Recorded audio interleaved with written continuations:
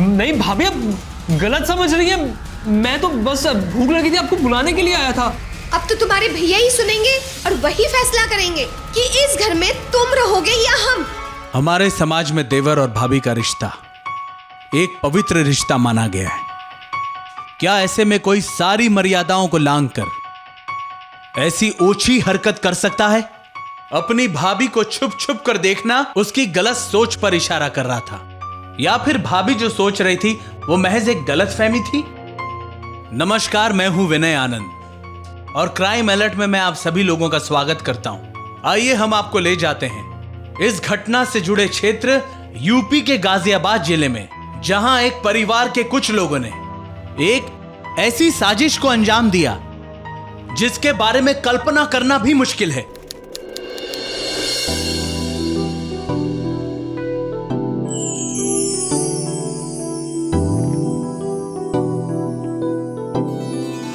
दीदी, कहाँ से खरीदी इतनी खूबसूरत सी चूड़ियाँ और ये लिपस्टिक? हाथ मत लगाना मेरी लिपस्टिक को। अच्छा, तो दीदी आप फिर से पापा के पॉकेट से पैसे चुरा कर ये सारी चीजें खरीदी हो ना? रुको, अभी पापा को कहती हूँ। निधि की बच्ची, हम तुम्हें चोर दिखाई देते? कितने बार कहा है कि पापा के जेब से निकाले हुए पैसे को चोरी नहीं कहते। और तुम स्कूल के लिए निकलो, चलो। कविता, बेटा निधि को आज तू स्कूल छोड़ कर आना, मुझे वैसे भी बहुत देर हो रही है। ठीक है पापा।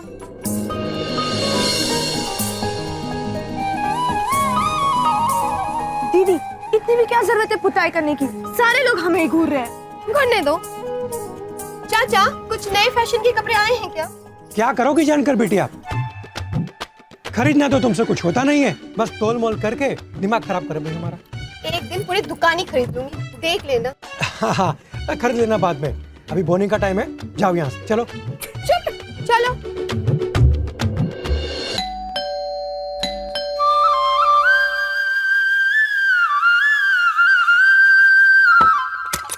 अरे भैया, नमस्ते भैया। कैसा है? मैं ठीक हूँ, आप कैसे हो? बहुत अच्छा। अरे पापा, खुश रहो बेटा, खुश रहो। बड़े दिन के बाद छुट्टी मिली तुमको? हाँ पापा, आप तो जानते ही है ना गैरेज में कितना काम रहता है। मुझे तो मालूम था पापा, भैया को तो आना ही था। वैसे भैया को आने का टाइम मिले ना मिले, पर मेरे कॉलेज की फीस की जब लास्ट डेट होती है ना, तो भैया जरूर आते हैं। अच्छा अच्छा, ठीक है, तुम दोनों बातें करो, मैं जरा शंकर की दुकान से कुछ सामान लेकर आता हूँ। और तू इधर आ, पढ़ाई कैसे चल रही है तेरी? बस अच्छी चल रही है। क्या बात है लखनलाल, आज तो बहुत काजू बादाम ले रहे हो।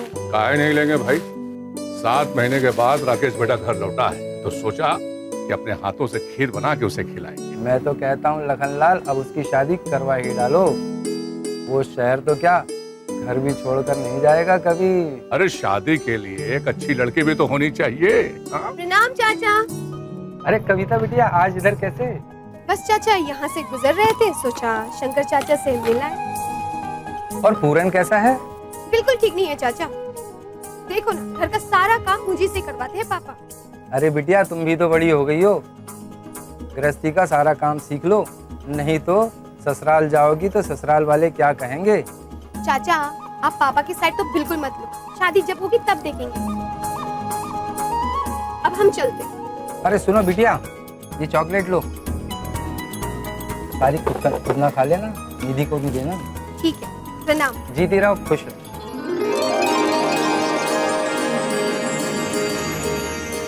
अरे ये बच्ची कौन है? हमारे दोस्त पूरन की बिटिया है कविता। पहले हमारी दुकान इन्हीं के मोहल्ले में हुआ करती थी, कब से जानते हैं हम इनको। शंकर, हमारे राकेश के लिए कैसी रहेगी ये लड़की? अरे बहुत अच्छी है लखनलाल, मैं तो कहता हूँ कि कविता से अच्छी बच्ची पूरे गाजियाबाद में नहीं मिल सकती। अरे पूरन भैया, लखनलाल जी ने हमें जैसे ही बताया कि ये कविता बिटिया को अपनी बहू बनाना चाहते हैं, तो हम सीधे इन्हें यहाँ लेकर आ गए। भले काम में काहे की देरी भला।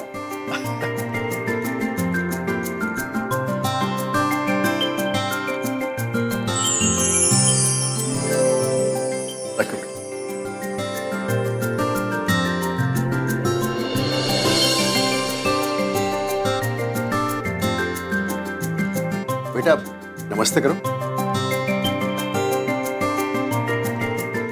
राकेश बरसों से चंडीगढ़ के एक बड़े गैराज में सुपरवाइजर का काम करता है। अच्छी खासी कमाई होती है और अपना पुश्तैनी मकान भी है यहाँ पर। शंकर भाई, आप तो हमें बरसों से जानते हैं। मेहनत मजदूरी करके बस बेटियों को बड़ा कर पाया हूं मैं। अभी तक हमारा खुद का मकान भी नहीं है। ऐसे में दान दहेज तो दान दहेज की चिंता अब बिल्कुल मत कीजिए पूरन जी। आपकी लड़की मुझे बेहद पसंद है और मेरे बेटे राकेश को इससे अच्छी लड़की नहीं मिल सकती। आप सिर्फ एक जोड़े में लड़की को विदा कर दीजिए। मेरी बेटी का सौभाग्य है जो आपके घर की बहू बनने जा रही है। भगवान का लाख लाख शुक्र है, मेरी बेटी की शादी पक्की। पापा, मुझे शादी वादी नहीं करनी है। मुझे इसी घर में रहकर आपका और निधि का ख्याल रखना है। अरे पगला गई हो क्या? देख बेटा, इतना अच्छा रिश्ता आया है और तू मना कर रही है। बेटा हमारी किस्मत अच्छी है, हमें और क्या चाहिए? लड़का शहर में गैराज के अंदर बड़ा सुपरवाइजर है और उनका यहाँ पर पुश्तैनी मकान भी है। और तो और घर में सास भी नहीं है। पूरे घर में तेरा ही राज चलने वाला है। जवान लड़की अगर इस समय तक घर बैठी रहे तो समाज क्या कहेगा? यही कहेगा ना कि बिन मां की बच्ची है, उसका पिता ने भी ख्याल नहीं रखा। सारा समाज मुझ पर थू थू करेगा। पापा, किसमें इतनी हिम्मत है कि आप पे थू थू करे? हाँ, चलो, तो इसका मतलब है दीदी मान गई। एक पिता के लिए अपनी बेटी का कन्यादान करना सबसे बड़ी जिम्मेदारी होती है, लेकिन दहेज का दानव इस पवित्र दान में सबसे बड़ा रोड़ा है। और इसलिए जब किसी पिता को बिना दहेज लिए अपनी बेटी से ब्याह करने वाला लड़का मिल जाता है तो इससे ज्यादा खुशी की बात एक पिता के लिए हो ही नहीं सकती।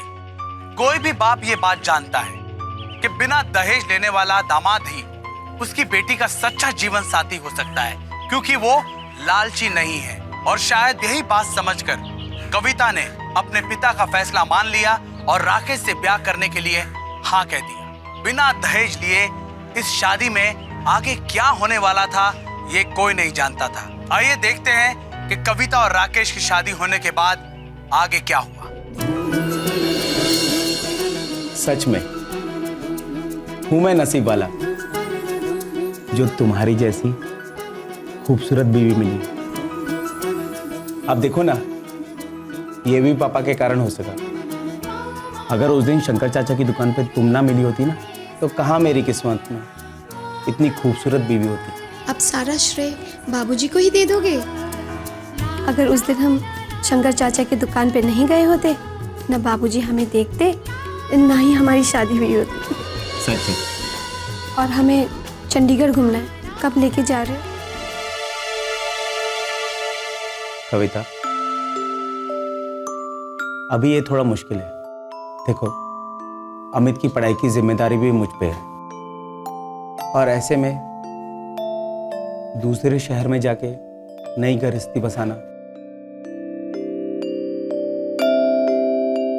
लेकिन आज मैं तुमसे वादा करता हूं कि बहुत जल्द मैं तुम्हें अपने साथ लेके चलूंगा।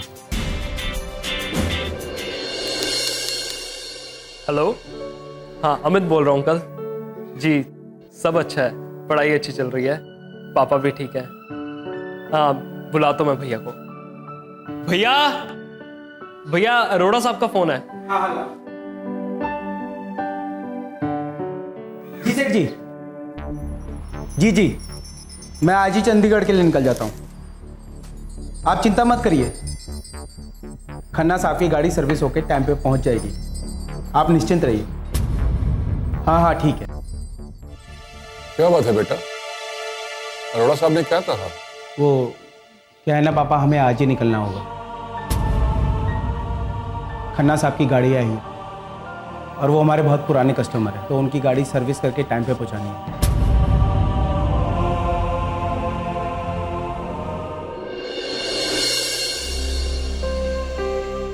कविता, अब ऐसे आंसू बहाकर विदा करोगी तो मेरा काम में कैसे मन लगेगा? हमारी शादी को बस 4 ही दिन हुए हैं और आप शहर जाने लगे। हम आपके बिना कैसे रहेंगे? हमारा मन बिल्कुल नहीं लगेगा।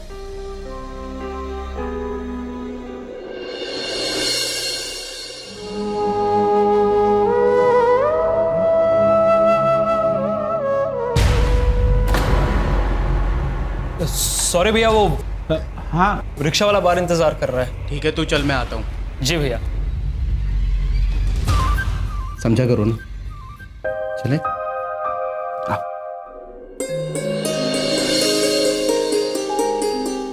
वाह बहू वाह, क्या स्वादिष्ट भोजन बनाती हो।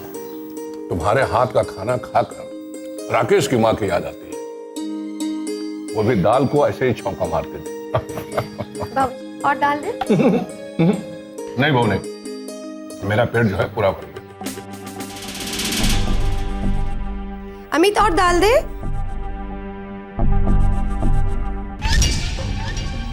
अमित हाँ दाल। जी भाभी।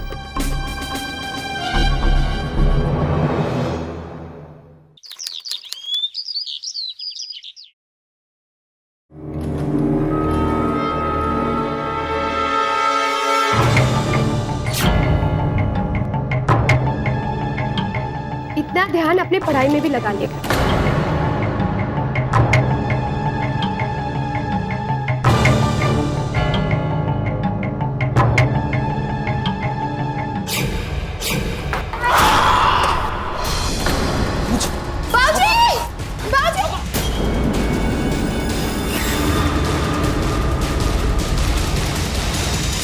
बाबूजी, पापा ठीक है? बाबूजी रुकिए।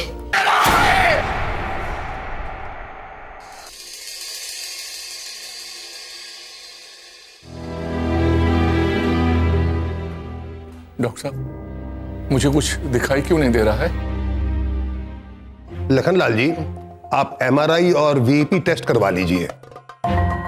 हो सकता है कि माथे पर चोट लगने की वजह से आपकी आंखों की रोशनी चली गई हो। वीईपी टेस्ट से हमें मालूम पड़ जाएगा कि आपके आंखों की देखने की क्षमता कितनी बाकी है। डॉक्टर साहब, इस पे कितना खर्च आएगा? यही कोई 10-15 हजार रुपए के लगभग। हाँ, अगर कुछ टेस्ट और कराने पड़े तो खर्चा और हो सकता है। डॉक्टर साहब, आप तो जानते ही हैं हमारे घर की माली हालत। डॉक्टर साहब, कुछ दवाइयां लिख दीजिए। अभी उन दवाइयों को खाकर हम काम चला लेते हैं, बाद में जो है वो टेस्ट वेस्ट हम करा लेंगे। देखिए लखनलाल जी, बगैर टेस्ट के दवाई खाना ठीक नहीं है, क्योंकि बाद में काफी कॉम्प्लिकेशंस हो सकते हैं।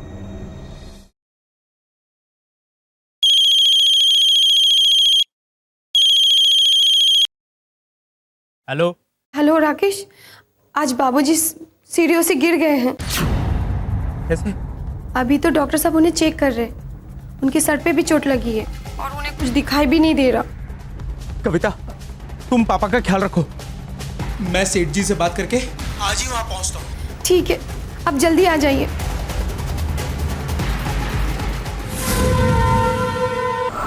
पापा, आप मेरी बात सुनो। आप मेरे साथ अभी चंडीगढ़ चलो, मैं सारे चेकअप वहीं कराऊंगा। पैसों की चिंता बिल्कुल मत कीजिए, मैं अरोड़ा साहब को फ़ोन करके सारा का सारा इंतजाम करा दूंगा। हाँ पापा, ये बिल्कुल ठीक कह रहे। अरे बेटा, डॉक्टर ने जो दवाइयां लिखी हैं उन दवाइयों को हम कुछ दिन खा लेते हैं। अगर वो दवाइयां काम नहीं करेंगी तो हम बेटा तुम्हारे साथ चंडीगढ़ जरूर चलेंगे। क्यों जिद कर रहे हैं पापा? चले जाइए ना इनके साथ चंडीगढ़। अरे बहू, देखो मेरे आंखों की रोशनी चली गई है, लेकिन मेरी आंख तो तुम सब लोग हो ना। देखो मेरी चिंता मत करो, भगवान ने चाहा तो सब ठीक हो जाएगा। ठीक है पापा, आपकी ऐसी इच्छा है तो, लेकिन आप मुझसे वादा कीजिए सारी की सारी दवाइयाँ आप टाइम पर लेंगे। हाँ।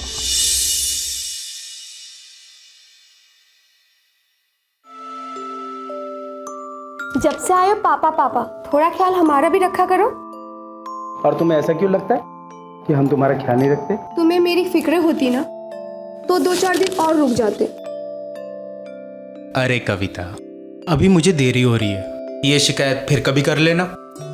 देखो मैं गैराज पे बोल के आया हूँ कि पापा को देख के फौरन वापस लौटूंगा। प्लीज ऐसे मत रोको, मेरा बस का टाइम हो रहा है। नहीं, हम आपको नहीं जाने देंगे।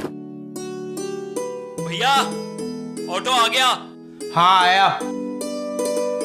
प्लीज कविता, समझने की कोशिश करो और अपना ख्याल रखना।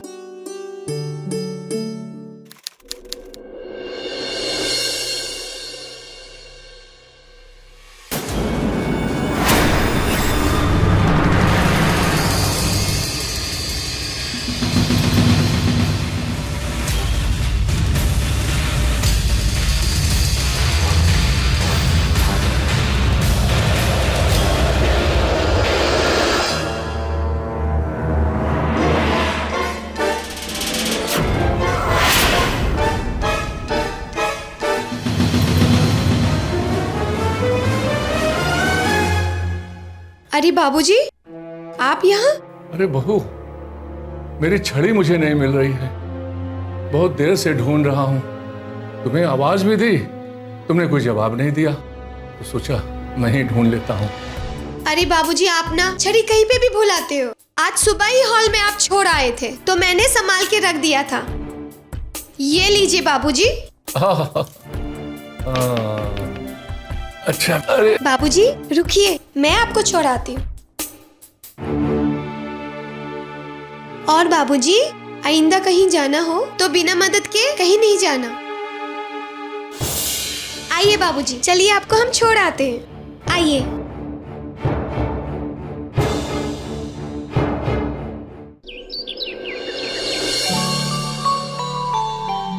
बाबूजी, हाँ? चाय।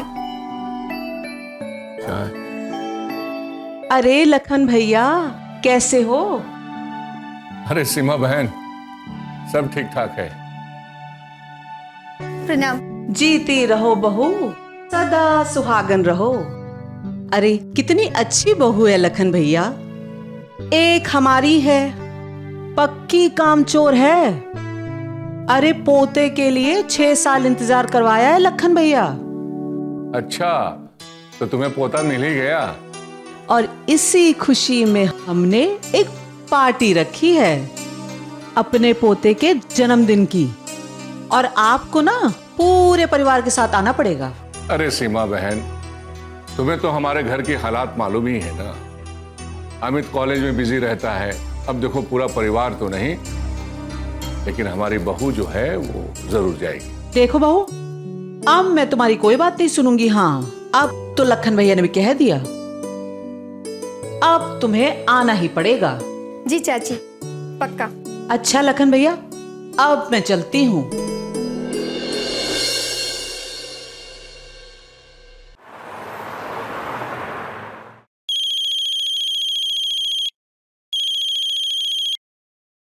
हेलो, आज सवेरे सवेरे मेरी कैसी याद आ गई? जानते, आज सीमा चाची आई थी उनके पोते का पहला जन्मदिन का न्योता देने। अच्छा, ये तो बहुत खुशी की बात है। हाँ, और उन्होंने पार्टी के लिए बहुत बड़ा सा हॉल भी बुक कर लिया है। अरे वाह।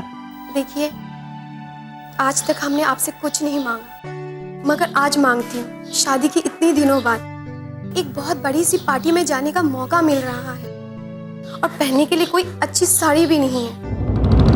ज्यादा नहीं, सिर्फ 10,000 रुपया भेज दीजिए। मैं एक अच्छी सी साड़ी और कुछ मेकअप का सामान ले लूंगी। कविता, तुम तो जानती हो कि पापा के इलाज में कितना खर्चा हुआ, और कहीं पापा की आंखें सही ना हुई तो उनका चेकअप फिर से कराना पड़ेगा। कहाँ से लाऊंगा मैं इतना पैसा? कुछ दिन और इंतजार कर। मैं तुम्हारे लिए अच्छी सी साड़ी लेके आऊंगा। इतने दिनों बाद आपसे कुछ मांग रहे हैं, उसमें भी बहाना कर दिया। हेलो बहू। जी बाबूजी। अरे जरा मुझे मेरे कमरे तक छोड़ दो। हाँ बाबूजी।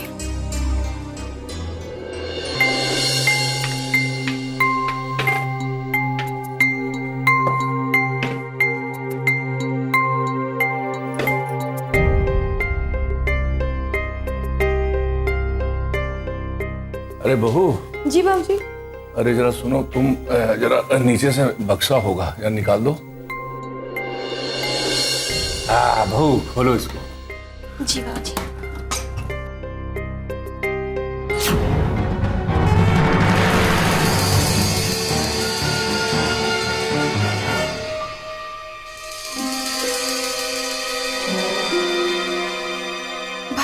हाँ, इतने सारे पैसे और इतने सारे जेवर, पर ये आए कहाँ से? अरे बहू, कुछ साल पहले हमने बंजर जमीन बेच के जमा किए थे।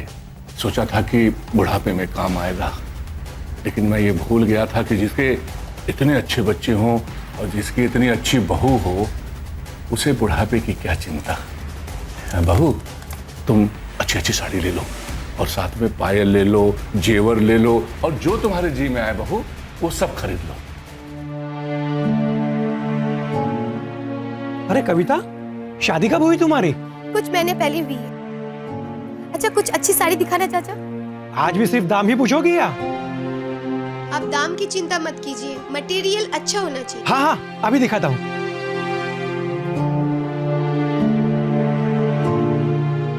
हाँ, ये देखो इसका डिजाइन। ये पहनोगी तो बहुत जचेगा तुम पर। ये पैक कर दीजिए। कितनी की है? बस 2500। ठीक है जी।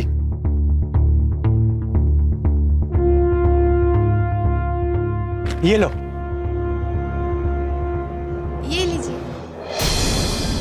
बाबूजी,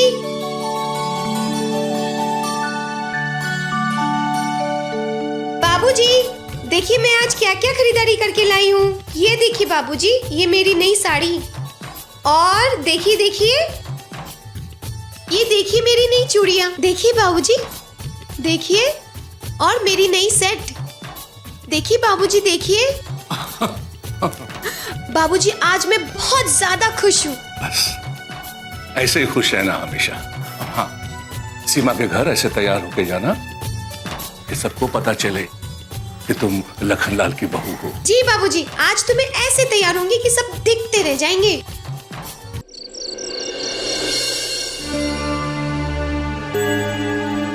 अमित, जी भाभी। जरा सुनो।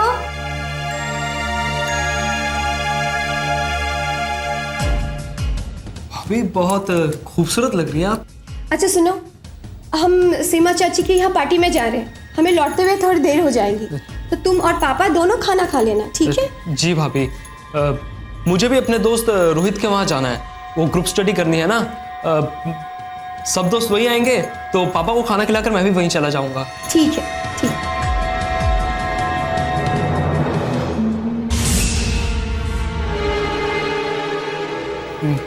भाभी, अगर आप कहें तो मैं आपको बाइक पे छोड़ूं?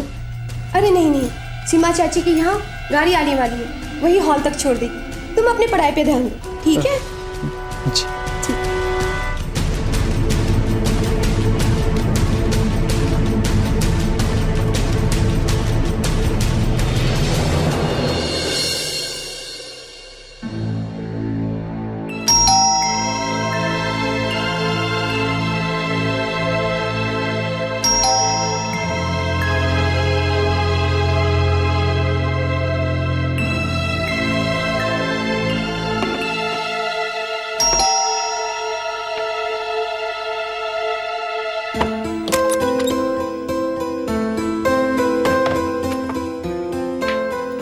बाबूजी, आप?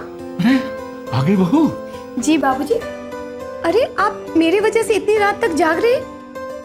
क्या करें, सीमा चाची आने ही नहीं दे रही थी। कोई बात नहीं है बहू, कोई बात नहीं। अच्छा, आपने खाना खा लिया? हाँ, खाना तो खा लिया, लेकिन दवाई नहीं खाई।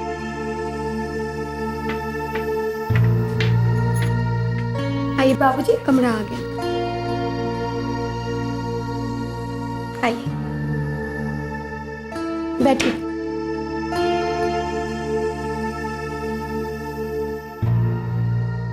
ठीक से बैठ जाइए।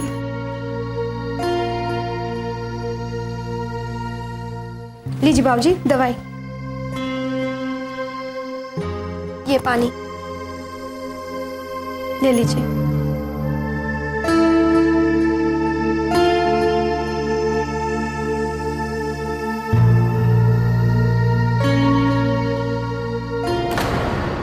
बाबूजी कुछ चाहिए?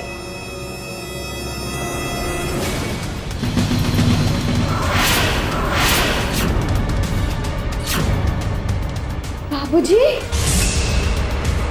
आप देख सकते हैं।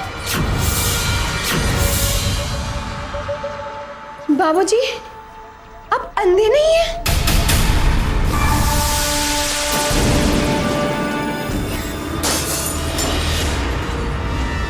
बाबूजी, ये क्या कर रहे हैं आप? पागल तो उसी दिन हो गए थे जब हमने तुम्हें पहली बार देखा।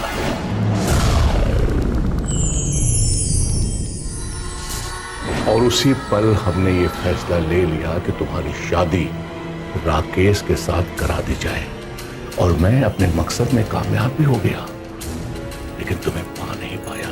तब हमने अपना दिमाग लगाया। तुम्हारे कपड़े बदलने से लेकर तुम्हारी हर हरकत पे मेरी नजर है।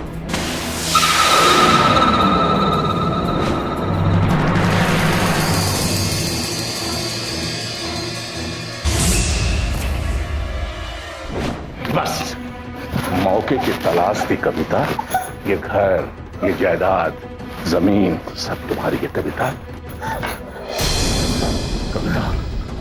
कविता, तुम्हारा मेरा जो रिश्ता बनेगा किसी को पता नहीं चलेगा। और तुम्हें मालूम है मेरे अकाउंट में कितने सारे पैसे हैं?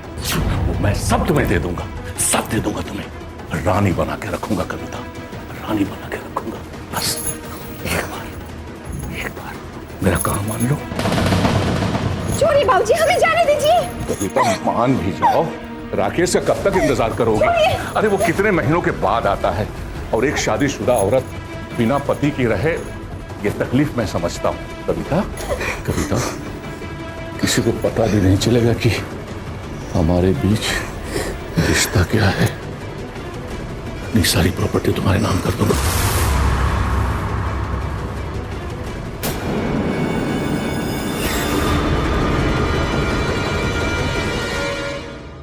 ससुर और बहू का रिश्ता एक बाप बेटी के रिश्ते के समान पवित्र होता है, लेकिन इसी रिश्ते को लखनलाल और कविता ने शर्मसार कर दिया। अगर कविता चाहती तो वो लखनलाल का विरोध कर सकती थी। लखनलाल का पर्दाफाश कर उसके गलत इरादों के बारे में वो अपने पति राकेश को बता सकती थी, या फिर अपने देवर अमित को बता सकती थी। लेकिन कविता ने ऐसा नहीं किया। कविता एक महत्वाकांक्षी लड़की थी। उसे इस बात का एहसास हो गया था कि राकेश की कम तनख्वाह से उसकी सारी जरूरतें पूरी नहीं हो सकती थी। इसलिए कविता ने सारी मर्यादाओं को लांघकर लखनलाल का साथ देना ही मुनासिब समझा। अमित, जल्दी आओ। जी भाभी। वाह, आलू के परांठे। हाँ, बाबूजी को पसंद है ना? हाँ।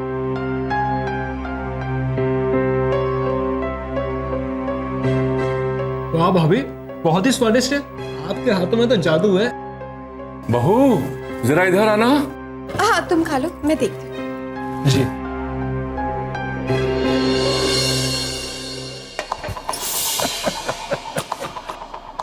क्या कर रहे हैं आप?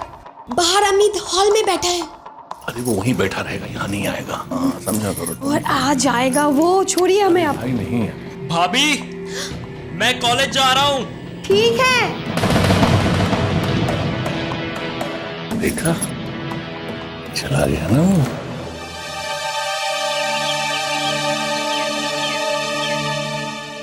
अब मुझे तुम्हारी आदत से पड़ गई है। अब मैं तुम्हारे बिना नहीं रह सकता कविता। फोन, मुझे भी आपकी लत लग गई है।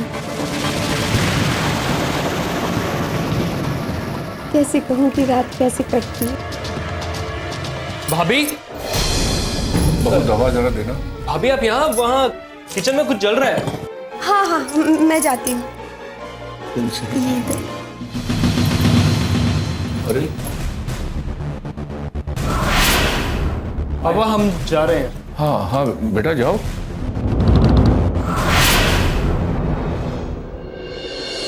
बहू, जरा मुझे बाथरूम तक छोड़ के आना। जी बाबूजी। चलिए। आइए बाबूजी, मैं आपको ले चलता हूँ। अब से आपका ख्याल मैं रखूंगा। वैसे भी कॉलेज की छुट्टियां हो गई हैं, अब से आपकी देखभाल मैं किया करूँगा। अमित का इलाज तो करना ही होगा।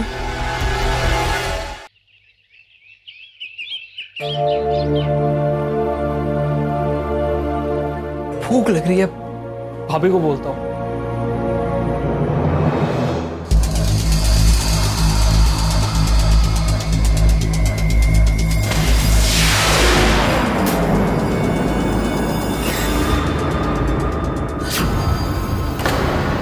शर्म नहीं आती तुम्हें अपनी भाभी को कपड़े बदलते हुए देखते? नहीं भाभी, आप गलत समझ रही हैं। मैं तो बस भूख लगी थी, आपको बुलाने के लिए आया था। अब तो तुम्हारे भैया ही सुनेंगे और वही फैसला करेंगे कि इस घर में तुम रहोगे या हम। शर्म नहीं आई तुझे अपनी भाभी पे बुरी नजर डालते हुए? मेरी बात तो सुनिए भैया। कुछ नहीं सुनना मुझे, निकल जाए यहाँ से, निकल। भैया आप जैसा सोच रहे हैं वैसा बिल्कुल नहीं है। पापा मैं सच कह रहा हूँ, मैं गलती से भाभी के कमरे में चला गया था। बताइए ना भैया को। पापा इसे कह दीजिए कि ये यहाँ से निकल जाए, नहीं तो आज मेरे हाथ से कुछ गलत हो जाएगा। दफा हो जाए यहाँ से और अपनी शक्ल मत दिखाना।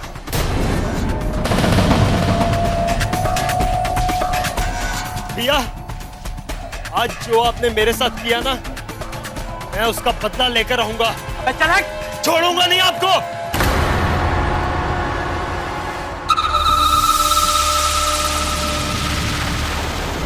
पापा मैं सोच रहा हूँ कि गैराज की नौकरी छोड़ के यहीं कोई छोटा मोटा काम ढूंढ लेता हूँ। अरे बेटा, इतना बड़ा शहर छोड़ के यहाँ क्या करोगे? इस अंधे बाप का क्या है, कब जिंदगी खत्म हो जाए किसको पता। तुम अपने भविष्य के बारे में तो सोचो। बड़ा शहर में अच्छा पैसा कमाओगे, बाकी बेटा तुम्हारी मर्जी। बहू जी बाबू। तुम ही समझाओ इसे।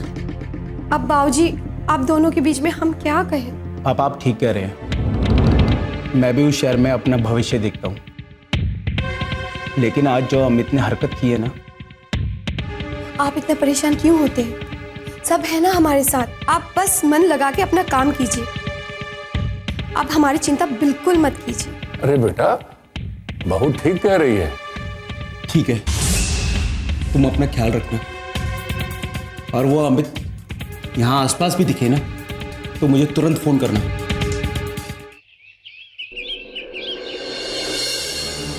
मैंने जो कहा था ना याद रखना, और बिल्कुल घबराना मत, तुरंत फोन करना।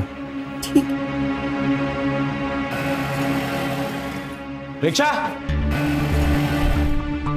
ठीक है मैं चलता हूँ। अच्छा पापा चलता हूँ। हाँ बेटा।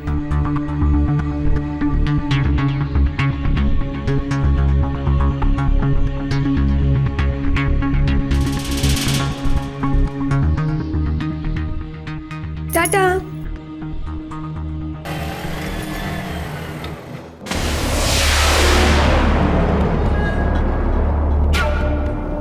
इसे कहते हैं एक तीर से दो शिकार। अगर तुम फैक्ट्री में काम करोगे तो पढ़ाई कैसे करोगे? वो सब तो मैं मैनेज कर लूंगा, पर अगर फैक्ट्री में काम नहीं करूंगा तो घर का किराया कहां से दूंगा, खाना कहां से खाऊंगा? भैया ने तो घर से निकाल दिया। अब जो कुछ करना है खुद को ही मैनेज करना है मेरे को। एक बात समझ में नहीं आई अमित, तुम्हारी भाभी ने तुम पर झूठा इल्जाम लगाकर तुम्हें घर से क्यों निकाला? अरोड़ा साहब का फोन? ये क्यों मुझे फोन कर रहे हैं? हेलो। अमित, राकेश को 3 दिन पहले चंडीगढ़ आ जाना था। आपके पापा को भी 2 दिन से फोन कर रहे हैं, मोबाइल स्विच ऑफ आ रहा है। राकेश को जल्दी से बोलिए मुझे अर्जेंट कॉल करें। जी मैं बोलता हूँ, मैं फोन करता हूँ भैया को। क्या हुआ? भैया जिस गैरेज में काम करते हैं उसके मालिक अरोड़ा साहब का फोन था। वो कह रहे कि भैया को 3 दिन पहले चंडीगढ़ पहुंचना था, पर अभी तक नहीं पहुंचे। पति और पत्नी का रिश्ता एक विश्वास के डोर के सहारे ही जिंदगी भर कटता है, और शायद इसलिए राकेश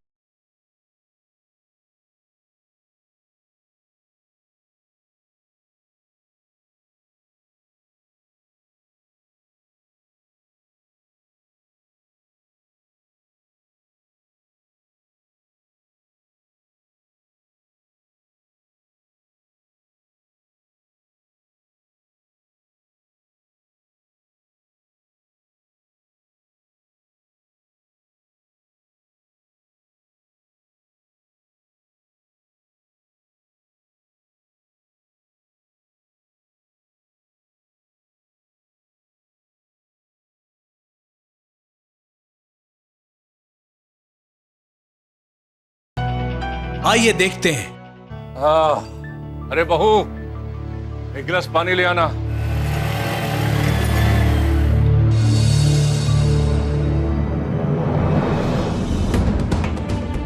लखन भैया, जरा राकेश भैया को बुला दीजिएगा। वो बोल रहे थे कि उन्हें बस स्टैंड छोड़ना। क्या बक रहे हो? राकेश ने बुलाया है, वो तो चंडीगढ़ में है। अरे भैया जी, अभी अभी हमारे पास फोन आया है कि राकेश भैया ने कहा तुरंत आओ।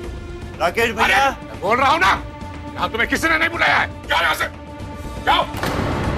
भैया जी, अगर बुलाया है तभी तो आए हैं। और आपको यकीन नहीं हो रहा है ना, तो अभी दिखाते हैं आपको। ये देखिए, अभी हमारे मोबाइल पर उनका भी फोन आया। ये देखिए, ये देखिए। अरे ये अमित का नंबर है, राकेश का नहीं। बिल्कुल सही कहा है लखनलाल, ये अमित का ही नंबर है। अमित और रोहित हमारी पुलिस टीम के साथ हैं।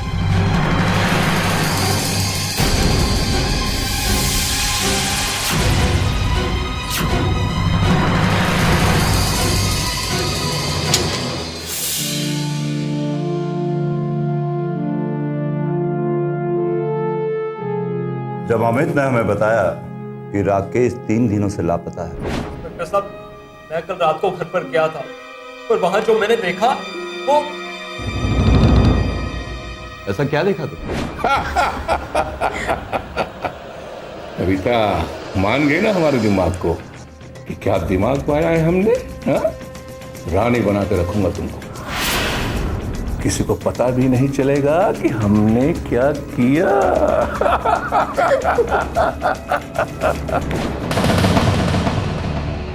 क्या बोल रहे हैं आप? मुझे कुछ समझ में नहीं आ रहा है।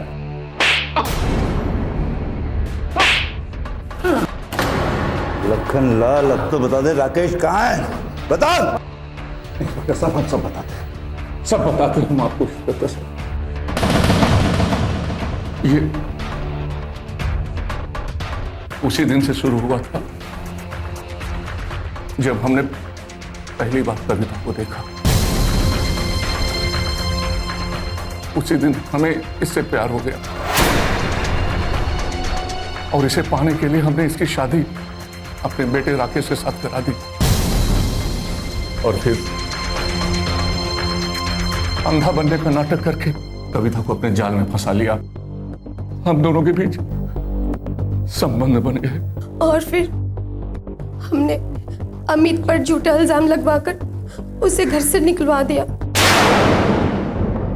हमें रोकने टोकने वाला वहां कोई नहीं था। हमें भी लखनलाल का साथ अच्छा लगने लगा।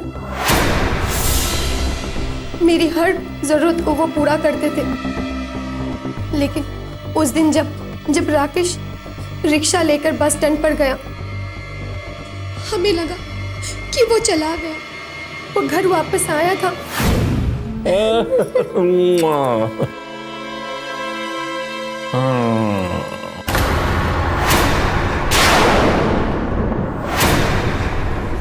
बेशरम,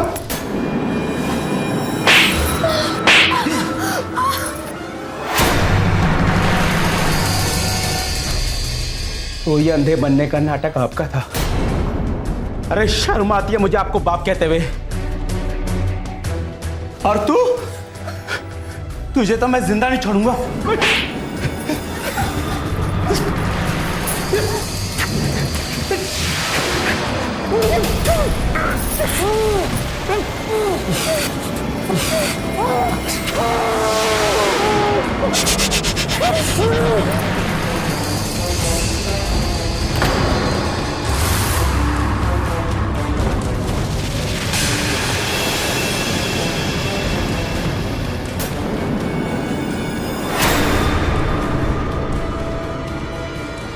क्या करेंगे?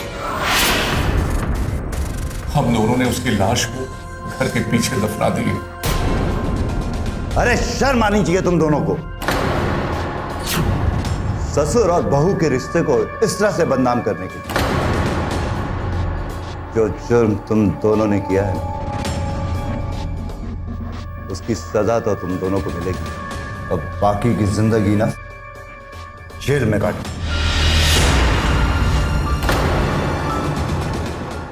लखनलाल और कविता का रिश्ता समाज की दृष्टि में एक नाजायज रिश्ता था, और जब भी ऐसे रिश्ते अंजाम लेते हैं, परवान चढ़ते हैं, तो अपराध होता ही है।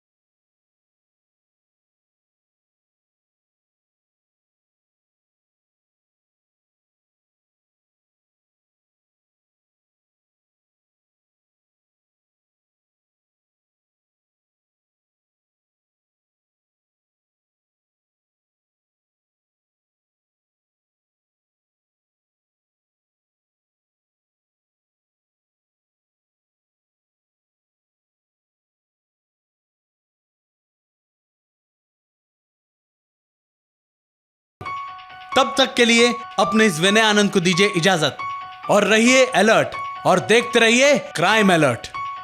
जय हिंद।